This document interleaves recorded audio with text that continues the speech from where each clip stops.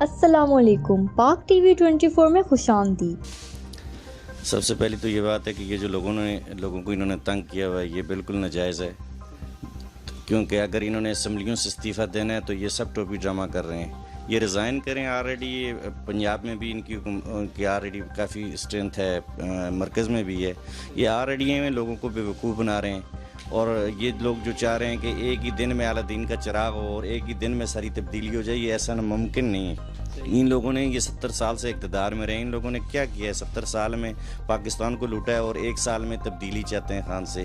تو اس لیے ہماری تو یہ رائے ہے کہ اگر یہ آلریڈی اس چیز میں سنجیدہ ہیں تو جائیں، وہاں پہ فارم ہے، وہاں پہ پلیٹ فارم ہے آپ کے پاس آلریڈی، پارلیمنٹ میں جائیں، اسمبلیوں میں جائیں، وہاں پہ جا کے آپ نے عوام کے لیے اگر مہنگائی کے لیے بولنا ہے تو پھر وہاں پہ جا کے آپ میسج ریکارڈ کریں۔ یہ کون سا طریقہ ہے؟ یہ لوگوں کو روڈ بلاک کر کے لوگوں کو تنگ کر رہے ہیں، اور آج 5 دن سے چل رہے ہیں۔ آلریڈی مسلم لیگ نون نے ان کے ساتھ وعدہ کیا، وہ ایک بندہ بھی ان کا، ایک قیادت کا ایک بندہ بھی ان کے ساتھ آ کے انہوں نے اپنا احتجاج ریکارڈ نہیں کیا۔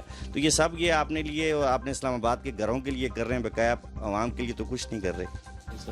میں تو یہ سمجھتا ہوں کہ عمران خان نے UN میں جو بات کی ہے، میں سمجھتا ہوں کہ اس نے پوری عوام کا نہیں، پاکستان کا نہیں بلکہ پوری امت مسلمہ کا مقدمہ لڑا ہے، اور اس نے اچھی وہاں پہ باتیں کی ہیں۔ تو یہ آلریڈی جو ہمارا جو کشمیر کا ایشو ہے، اس کاز کو جو نقصان پہنچا ہے وہ ان کی وجہ سے پہنچ رہا ہے۔ میں تو یہ سمجھ رہا ہوں کہ آلریڈی آپ کو دیکھیں، افغانستان کے بارڈر پہ، انڈیا کے بارڈر پہ، ہمارے جو بارڈر ہیں ان پہ آلریڈی کشیدگی چل رہی ہے، اور یہ توجہ ہٹانے کے لیے یہ دھرنا ورنا دے رہے ہیں۔ اگر ان کو دھرنا کی ضرورت نہیں تھی، ابھی 1 سال ہوا ہے، دیکھ لیں، اگر ڈیلیور نہیں کرتا تو یہ اس کو عوام اس کو ریجیکٹ کر دے گی، اس میں کوئی بڑی بات تو نہیں ہے۔ ملیں گے نئی ویڈیو کے ساتھ، سبسکرائب بٹن پر کلک کریں اور بیل کے نشان پر بھی کلک کریں تاکہ ہر ویڈیو آپ کو مل سکے۔